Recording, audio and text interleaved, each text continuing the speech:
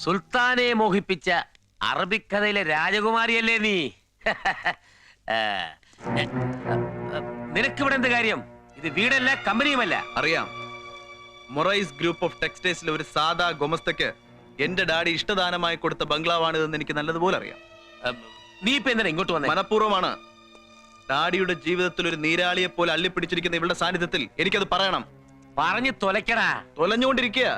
Moraes group of ടെക്സ്റ്റൈൽസിന്റെ പ്രോഡക്റ്റുകൾ വാങ്ങാൻ ആളില്ലാതെ മാർക്കറ്റിൽ കെട്ടിക്കിടക്കുന്നു. അതിനിടയിൽ പ്രിയദർശിനിയെ തോൽപ്പിക്കാൻ തുഗ്ലക്കിനെ പോലെ 20% ശമ്പളം വർദ്ധിപ്പിച്ചതിന്റെ ദുരന്തം. ഈ വർഷം കമ്പനിയുടെ നഷ്ടം ഭീമമായിരിക്കുമെന്ന് ഓഡിറ്റേഴ്സ് പറയുന്നു. ഇതൊന്നും ശ്രദ്ധിക്കാൻ ഡാഡിക്ക് സമയമില്ലല്ലോ. ഒന്നുകിൽ പ്രിയയുടെ തലയെടുക്കാനുള്ള തന്ത്രം, അല്ലെങ്കിൽ ഇഷ്ടക്കാരിയോടത്തുള്ള ഉല്ലാസം. ബിസിനസിന്റെ ത്രാസിൽ ലാഭവും നഷ്ടവും ഉണ്ടാവും. നീ എന്നെ പുതിയ ഗുണനെ പറ്റിയൊന്നും പഠിപ്പിക്കണ്ട. പിന്നെ തന്ത എങ്ങനെ ഉല്ലസിക്കണമെന്ന് പറഞ്ഞു തരുന്ന ഒരു മകനെയും എനിക്ക് ആവശ്യമില്ല. ഡാഡിക്ക് ആരെ ആവശ്യമില്ലല്ലോ. കാലത്തിനൊത്ത് പ്രൊഡക്ഷന്റെയും മാർക്കറ്റിംഗിന്റെയും തന്ത്രങ്ങൾ മാറ്റാനുള്ള എത്ര പ്രപ്പോസൽസ് ഞാൻ വച്ചു. ഡാഡിക്കും ഡാഡിയുടെ ഗുണ്ടകൾക്കും അതൊന്നും മനസ്സിലാവില്ല. എന്റെ തുണിമില്ലേ ഇനി അങ്ങ് അറബിക്കടലിൽ താണുപോയാലും എനിക്കൊന്നും സംഭവിക്കത്തില്ല. അതിനേക്കാൾ വിളതരുന്ന വിത്ത് ഞാൻ വേറെ വിതച്ചിട്ടുണ്ട്. പക്ഷെ ആ അണ്ടർഗ്രൗണ്ട് ബിസിനസ്സുകളിൽ നിന്ന് ഡാഡി കൊയ്തു കൂട്ടുന്നത് ദുരന്തങ്ങളായിരിക്കും. ഡാഡിക്ക് ചെറിയേക്കാൾ പ്രായമുണ്ട്, കൂടുതൽ പരിചയവും. അത് മറക്കണ്ട. എന്റെ ഡാഡിയുടെ പ്രായം നീ എന്നെ ഓർമ്മിപ്പിക്കുന്നോ? അതറിഞ്ഞിരിക്കേണ്ടവൾ നീയാ. എന്റെ വീട്ടിൽ അഴുക്ക് തൂത്ത് കറ പിടിച്ച കുറ്റിച്ചൂലുണ്ടോ? നിന്നെ അടിച്ചറക്കാം.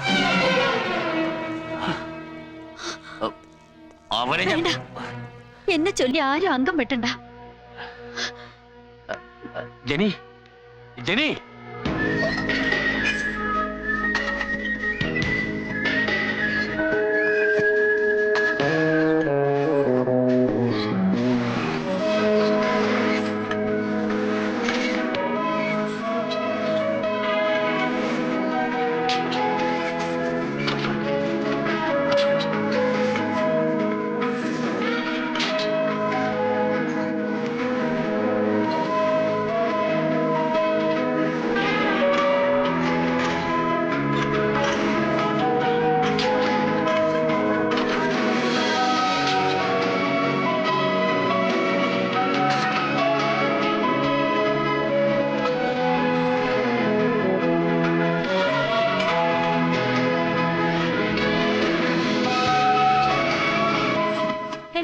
പുറത്ത് വെയിറ്റ് ചെയ്യാനല്ലേ ഞാൻ പറഞ്ഞത്?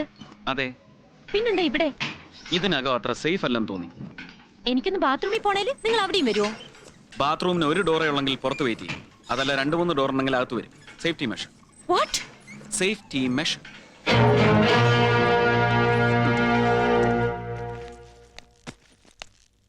മമ്മിയുടെ മോള് സുന്ദരിയാണല്ലേ? അണിഞ്ഞൊരുങ്ങി എന്നും വൈകിട്ട് ഇറങ്ങി പോകുന്ന നീ തിരിച്ചു വരുന്നവരെ ഞാൻ തീ തിന്നാ മോളെ. നീ ഒത്തിരി വളർന്നു പോയെന്ന് എനിക്കൊരു തോന്നല്. ഒരുപാട് സ്വപ്നങ്ങൾ മമ്മി നിന്നെ പറ്റി നെയ്തു കൂട്ടിയിട്ടുണ്ട് മോളെ. I am not getting you. നിന്റെ പ്രായത്തെയും ശീലങ്ങളെയും എനിക്ക് പേടിയാ മോളെ. എന്നെ നോക്കാൻ എനിക്കറിയാം മോളെ. ഉപദേശിക്കുമ്പോൾ നിനക്ക് മമ്മിയോട് വെറുപ്പ് തോന്നും. പക്ഷെ നീയും എന്നെ പോലെ ഒരു അമ്മയാകേണ്ടവളല്ലേ? ഇത് മമ്മിയുടെ ടീനേജ് പോലൊന്നുമല്ല. വീടിന്റെ ചുമരുകൾക്കുള്ളിൽ വീർപ്പ് മുട്ടി marriage, delivery. Oh, I can imagine. I want to fly mummy. പറന്ന് പറന്ന് അങ്ങ് ദൂരെ ദൂരെ എവിടേക്കെങ്കിലും. ശരിയാ മോളെ. ഓരോ അസ്തമനം കഴിയുമ്പോഴും നീ എന്നിൽ നിന്ന് അകന്നകന്നു പോവുകയാണ്. Don't be silly. Okay, by.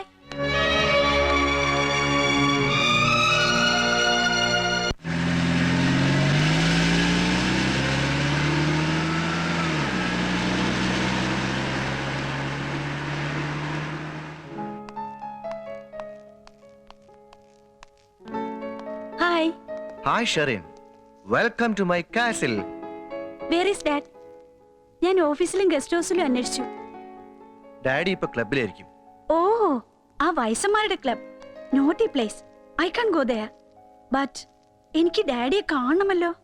അത്യാവശ്യമാണെങ്കിൽ എന്റെ ബോസിന്റെ മകളെ ഞാൻ സഹായിക്കാം. I need some money. Shall I give some money? Thank you. But എനിക്ക് വേണ്ടത് എന്നെ ഒന്ന് ഹെൽപ്പ് ചെയ്യാമോ? ഡെഫിനറ്റ്ലി. ഓർഡർ ചെയ്താൽ മതി. ഞാൻ കാൽ കീഴിലുണ്ട്. എന്നെ തെറ്റിദ്ധരിക്കില്ലല്ലോ? No, never. I want some stuff. Yeah. I think സിറ്റിയിലുള്ള എല്ലാ ഡ്രഗ് സെന്ററുകളും ഡ്രൈ ആയിപ്പോയോ, ഒരിടത്തും കിട്ടുന്നില്ല. ഷെറിൻജി, വൈകുന്നേരം ഒന്ന് ചൂടാകാൻ നിനക്കും നിന്റെ കൂട്ടുകാർക്കും ഇത്തിരി സ്റ്റഫ് വേണം അല്ലേ? അതിനെന്തിനീ ഒളിച്ചു കളി? ഞാൻ തരാമല്ലോ. യു ഈ സിറ്റിയിൽ മയക്കുമരുന്നിന്റെ മഴ പെയ്യിക്കുന്നത് ഞാനാ. ഈ ഷോർട്ടേജ് എന്റെ ബിസിനസിന്റെ ഒരു തന്ത്രം മാത്രമാണ്. പക്ഷേ നീ എന്റെ ബോസിന്റെ മകളല്ലേ? ഇവിടെ ഒരു നുള്ളു ലഹരിക്ക് വേണ്ടി ഇന്ന് രാത്രി എല്ലാവരും അലയുമ്പോൾ നീ മാത്രം സ്വപ്നലോകത്തിൽ വിഹരിക്കും. Yes, I will give some stuff. നിനക്ക് മാത്രം. താങ്ക്സ് എ ലോട്ട്.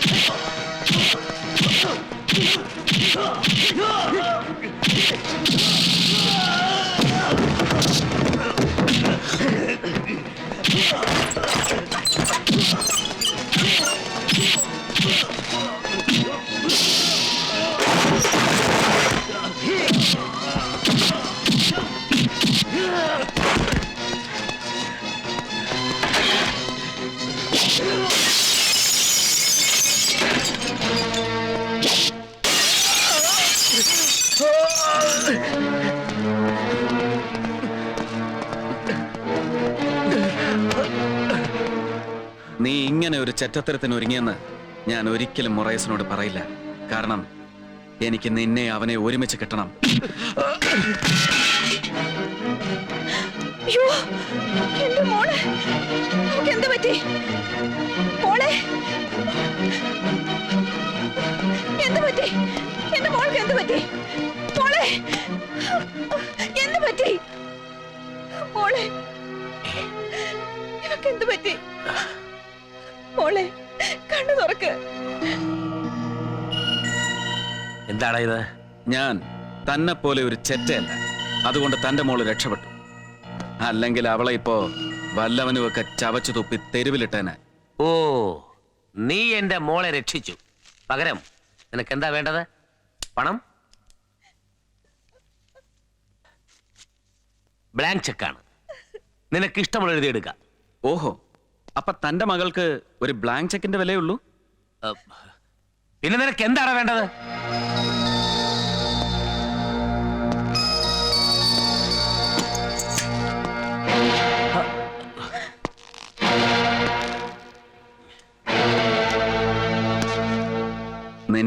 നിന്റെ തല നിന്റെ തല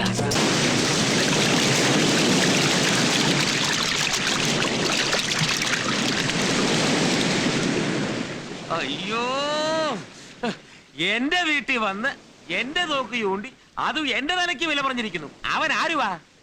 പ്രിയദർശിനിയുടെ കാവൽ നായ ഗൗതം. മൊറൈസ് എന്ന ഈ സിംഹത്തിനെ നോക്കി കുരയ്ക്കാൻ ആ കില്ലപ്പട്ടിക്ക് എങ്ങനെ ധൈര്യം വന്നോ? അവന്റെ യജമാന സ്നേഹം, അല്ലാതെന്താ? നമ്മുടെ താവളത്തിൽ നുഴഞ്ഞു കയറാൻ അവൾ അവരൊരു തുറുപ്പിയിട്ടാക്കിയിരിക്കുകയാണ്. അന്നവിടെ തലയെടുത്തിരുന്നെങ്കിൽ ഇന്നൊരു പുതിയ ശത്രു ഉദിക്കില്ലായിരുന്നു. അവൻ എന്റെ മകളെ രക്ഷപ്പെടുത്തിയത്രേ. ഷെറിൻ കൂട്ടുകാരുമൊത്ത് അല്പം ഓവറായി കാണും. ആ അവസരം മുതലെടുത്തിരിക്കും. നല്ലതും ചീത്തയും തിരിച്ചറിയാൻ എന്റെ മകൾക്കറിയാം. അതിന് അവന്റെ സഹായം വേണ്ട. ഇനി മുതൽ അവന്റെ പിന്നിൽ നമ്മുടെ കണ്ണും കാതും ഉണ്ടായിരിക്കണം. Yes sir.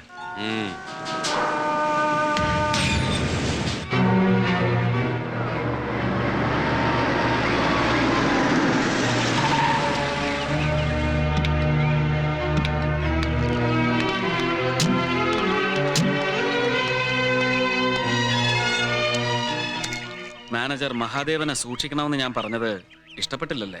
Shut up. ഡാഡിക്ക് വേണ്ടി നിങ്ങളെ സഹിക്കുന്നത് കൊണ്ട് എന്റെ തലയിൽ കയറി നിരങ്ങാമെന്നൊന്നും കരുതരുത്. കൂലിക്ക് കുത്തുമെട്ടും നടത്തുന്ന തെരുവ് ഗുണ്ടയുടെ ഉപദേശം എനിക്ക് ആവശ്യമില്ല. അമേരിക്കയിൽ നിന്ന് MBAയും ടെക്സ്റ്റൈൽ ടെക്നോളജി ഒക്കെ പഠിച്ചു എന്ന് അഭിമാനിക്കുന്ന നിങ്ങളുടെ നാവ് പേക്കൂത്ത് നടത്തുന്ന തെരുവ് പെണ്ണിന്റെ വാക്കുകൾ തുപ്പുമ്പോ എനിക്ക് പുച്ഛം തോന്നുന്നു. You bloody. നിർത്തടി. കമ്പ്യൂട്ടറിൽ മനുഷ്യത്വം തളച്ചിട്ട നിന്നെ പിന്നെ എന്ത് വിളിക്കണം? നീ കാണുന്ന ഫാന്റസിയും ഫാസ്റ്റ് ഫുഡും ഒന്നും അല്ല ഇവിടുത്തെ ജീവിതം. ആദ്യം മനുഷ്യനെ മനസ്സിലാക്കാൻ പഠിക്കേ. പൊന്നരച്ച് എന്ന് നിന്നെ വളർത്തിയപ്പോ പെണ്ണിന്റെ മാന്യത എന്താണെന്ന് നിന്നെ പഠിപ്പിക്കാൻ നിന്റെ തന്ത മറന്നുപോയി.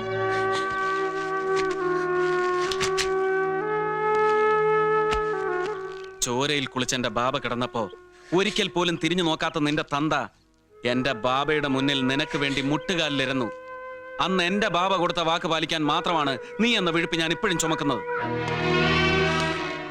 ഇങ്ങനെ വല്ലപ്പോഴും ഒന്ന് കരഞ്ഞു പഠിക്കും. ഇപ്പോഴാ നീ ഒരു പെണ്ണായത്. മൊറൈസ് ഗ്രൂപ്പ് ഓഫ് കമ്പനീസിന്റെ പുതിയ ബ്രാൻഡ് നെയിം ജെന്നി.